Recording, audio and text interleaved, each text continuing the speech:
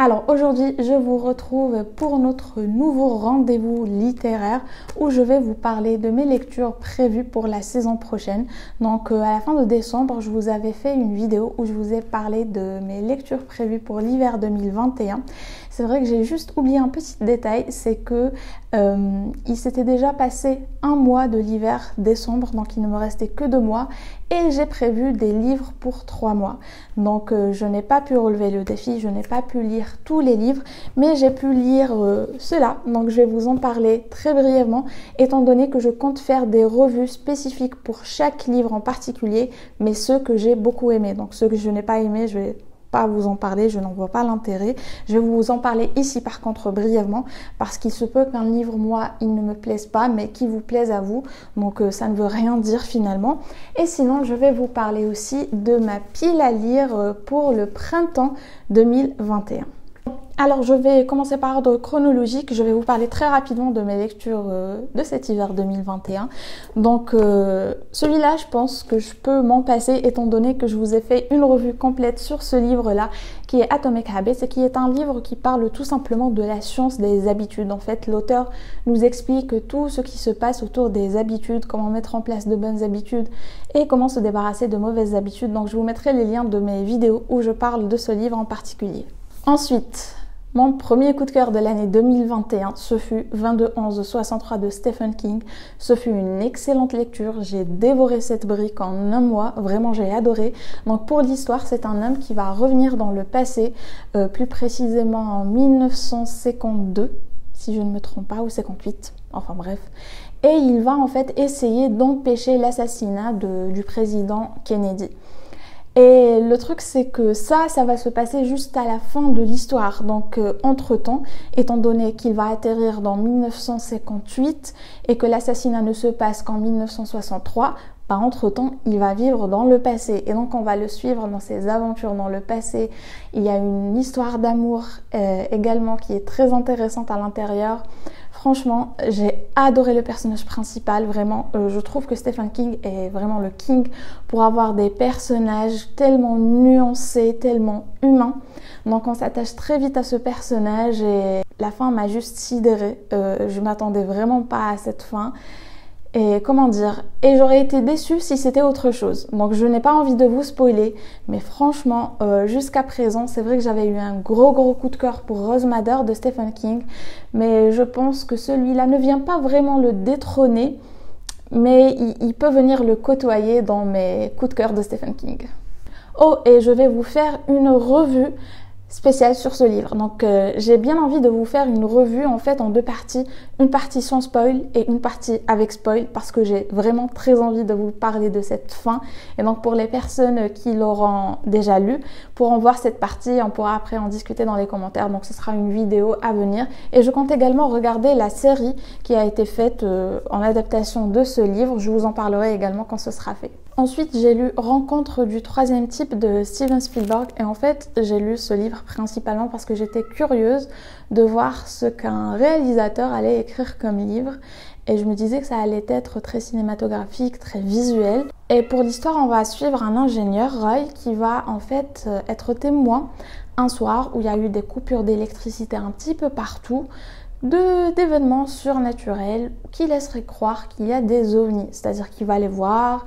Il va attraper des coups de soleil à partir de leur lumière. Il va y avoir un très grand champ magnétique, etc.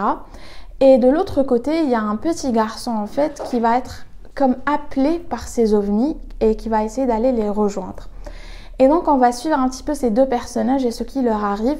Et ce que j'ai trouvé très curieux, d'ailleurs je vous en avais parlé sur Instagram, c'est que dans la 4e de couverture, ils disent que le petit garçon, c'est le voisin de Roy. Et qu'en fait, parce qu'au final, toutes les personnes qui ont été touchées par la lumière de ces ovnis ou qu'on sais-je, vont essayer d'aller vers une montagne. Et en fait, là, dans la 4e de couverture, ils disent que Roy va aller chercher en quelque sorte son voisin, le petit Barry, alors que dans la lecture, à aucun moment, Barry n'est le voisin de Roy, il habite très très loin de Roy et d'ailleurs Roy ne connaît absolument pas ce petit garçon et ne va jamais le connaître pendant toute l'histoire jusqu'à la fin. À un certain moment, il va rencontrer sa maman, la maman de Barry, mais à aucun moment il ne rencontre le petit ou ne cherche à le retrouver ou quoi que ce soit. Donc je n'ai pas vraiment compris pourquoi cette incohérence entre la quatrième de couverture et l'histoire. Et je me dis que c'est peut-être le pitch du film. Donc si vous avez vu le film, dites-moi si le petit Barry c'est le voisin de Roy dans l'histoire.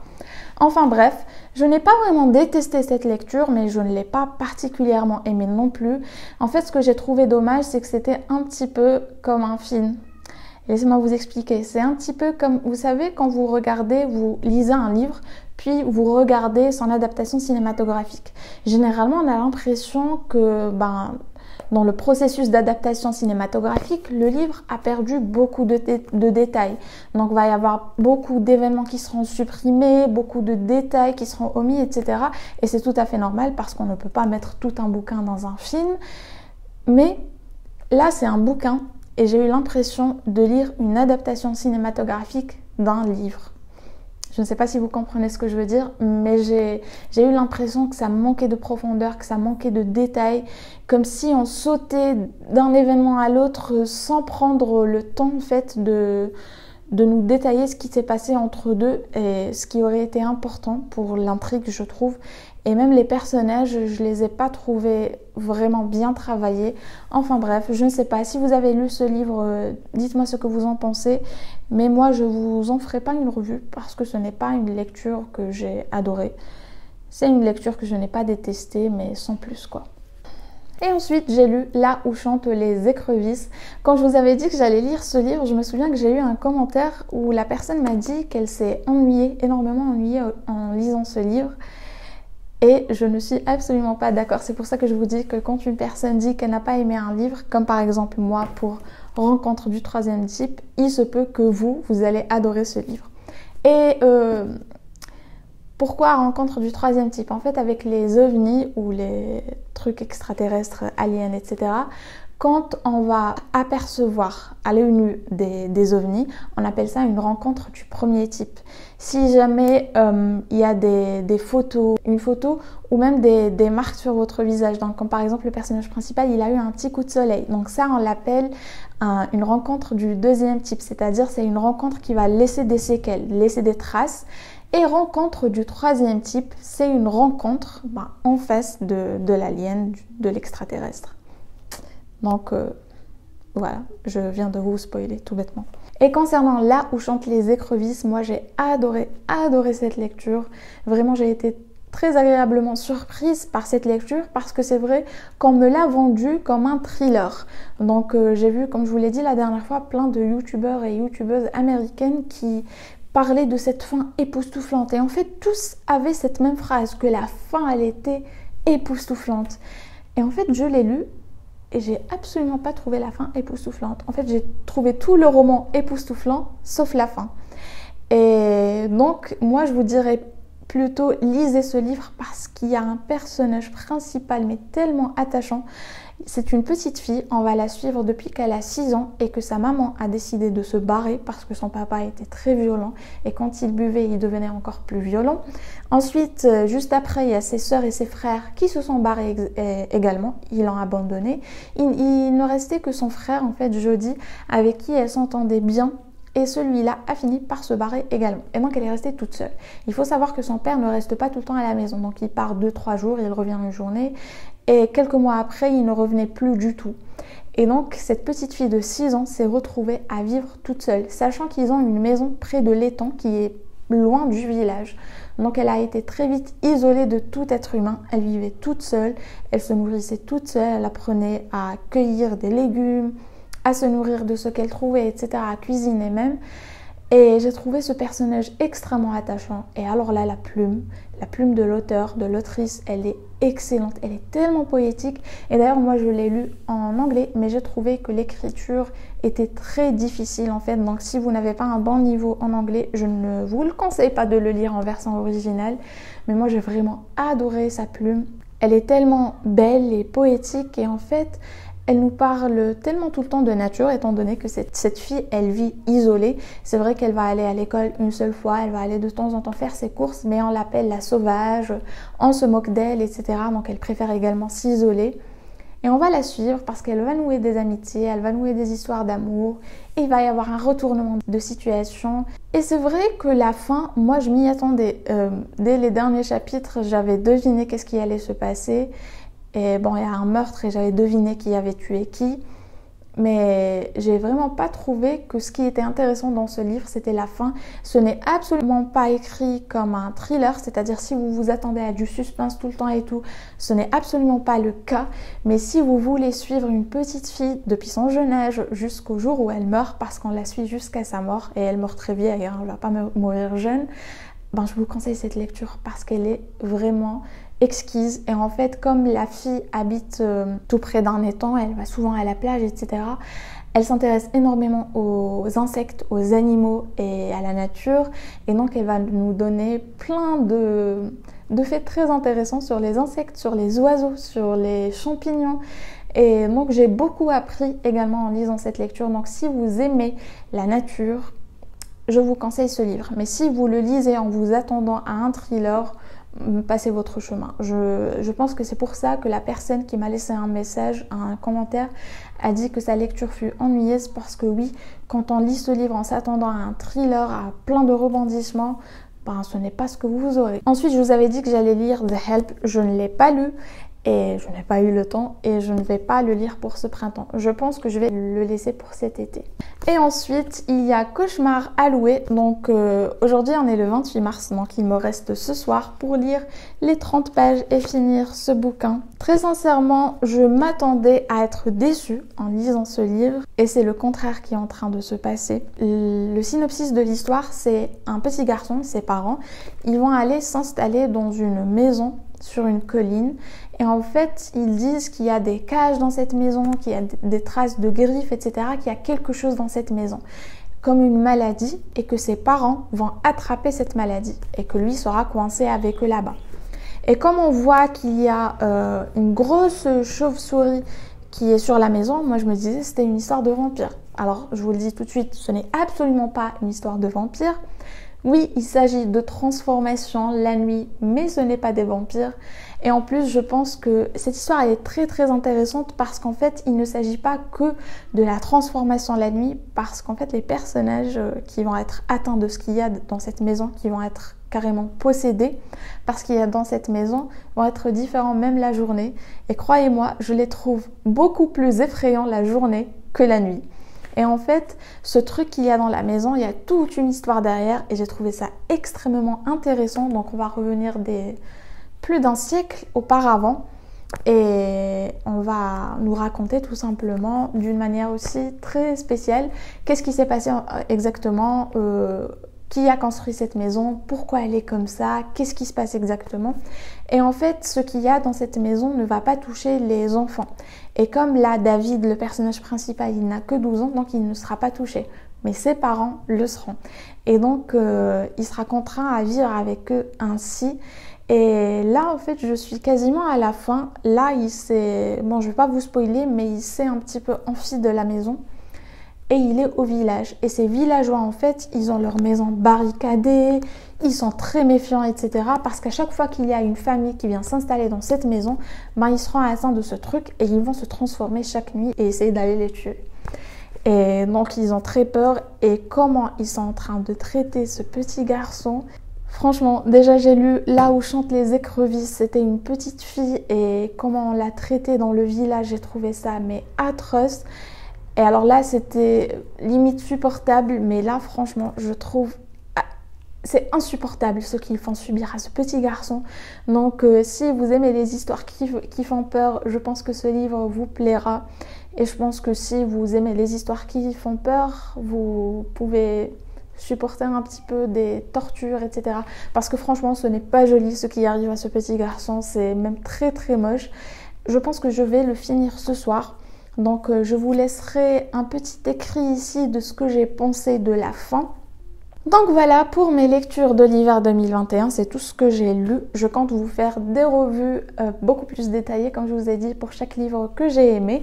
Et maintenant on passe au livre que j'ai prévu de lire pour ce printemps 2021. Donc je commence par le seul et unique livre de développement personnel que je vais lire pour ce printemps.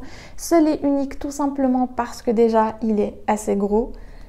Et croyez-moi, la lecture, elle est très petite, donc il est vraiment gros comme livre. Et aussi parce que c'est un livre, j'ai déjà commencé à le lire, j'ai lu 2 chapitres. C'est un livre qui est tellement riche et dense en informations que j'ai vraiment envie de le déguster. Je n'ai pas envie de le finir et de passer à autre chose. Je trouve que ça ne sert à rien avec les livres de développement personnel. Il vaut mieux y aller doucement, bien les intégrer à sa vie, bien les comprendre pour pouvoir passer à autre chose. Donc je vais me donner tout le printemps pour bien lire ce bouquin. Et si jamais je le finis, je choisirai un autre. D'ailleurs, je compte déjà vous faire une vidéo pour vous résumer les 2 premiers chapitres de ce livre que j'ai trouvé extrêmement intéressant. En fait, ça va parler de... Est-ce que le monde appartient vraiment aux gens qui se lèvent tôt? Donc on va parler de ça, on va parler de l'effet de la caféine. Par exemple, moi je suis une personne qui peut prendre une tasse de café et aller m'endormir juste après. C'est d'ailleurs ce que j'ai fait hier. J'ai pris une tasse de café et je suis allée faire la sieste tout de suite après. Et je me suis toujours demandé pourquoi la caféine avait un effet sur d'autres personnes mais pas sur moi. Ce livre m'a donné la réponse et je vous la donnerai également dans cette vidéo de résumé. Et on va parler également de l'effet des nuits blanches et de plein de faits très très intéressants sur le sommeil. Donc cette vidéo, je vais vous la faire très prochainement. Ensuite, j'ai choisi Hitchcock, Histoire à 100%. Avec 100 écrit avec S-A-N-G. Donc si j'ai bien compris, c'est un recueil de nouvelles. Donc il y a plein de nouvelles à l'intérieur. Et je pense que vous avez compris, ce sont des nouvelles d'histoires qui font peur.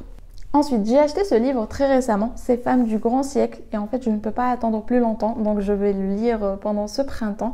Je vous lis la 4e de couverture.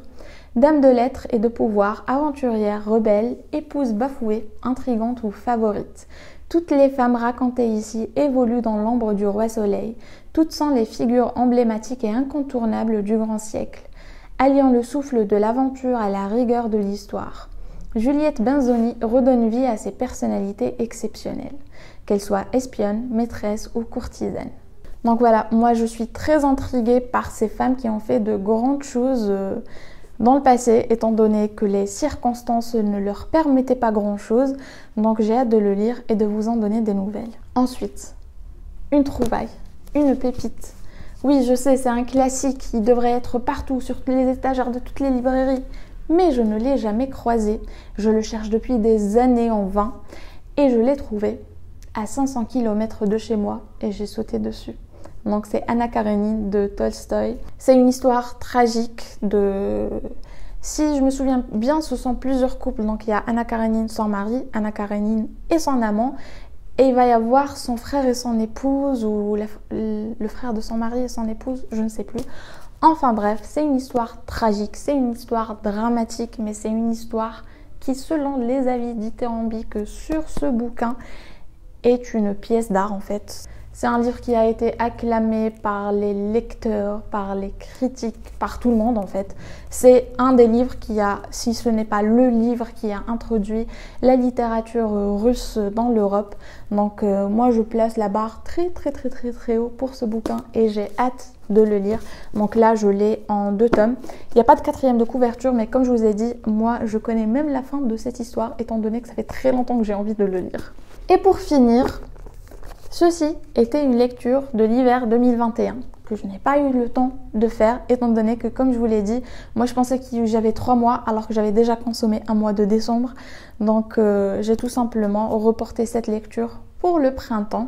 Donc je vous relis la 4e de couverture étant donné que je l'ai déjà fait dans mon ancienne vidéo de mes lectures de l'hiver 2021. Enfin bref. Les Jardins de Lumière, c'est l'histoire de Mani, un personnage oublié, mais dont le nom est encore paradoxalement sur toutes les lèvres. On songe rarement à cet homme de Mésopotamie, peintre, médecin et prophète qui proposait au IIIe siècle de notre ère une nouvelle vision du monde profondément humaniste, et si audacieuse qu'elle allait faire l'objet d'une persécution inlassable de la part de toutes les religions et de tous les empires. Pourquoi un tel acharnement? Quelles barrières sacrées Mani avait-il bousculées? Quels interdits avait-il transgressés? Je suis venu du pays de Babel, disait-il, pour faire retentir un cri à travers le monde. Plus que jamais, en cette époque déroutante qui est la nôtre, son cri mérite d'être entendu et son visage redécouvert. Donc voilà, voici mes lectures prévues pour ce printemps 2021, c'est-à-dire mars, avril et mai. Donc on se retrouve fin mai pour que je vous fasse le bilan de ces lectures-là et pour que je vous parle des livres que je compte lire pour cet été 2021. Et entre-temps, vous dites-moi qu'est-ce que vous êtes en train de lire? Est-ce que vous avez fait de bonnes lectures depuis le début de l'année 2021? Et si vous avez lu l'un des livres dont je vous ai parlé, n'hésitez pas à me dire ce que vous en pensez. Et moi, je vous retrouve la semaine prochaine pour une nouvelle vidéo.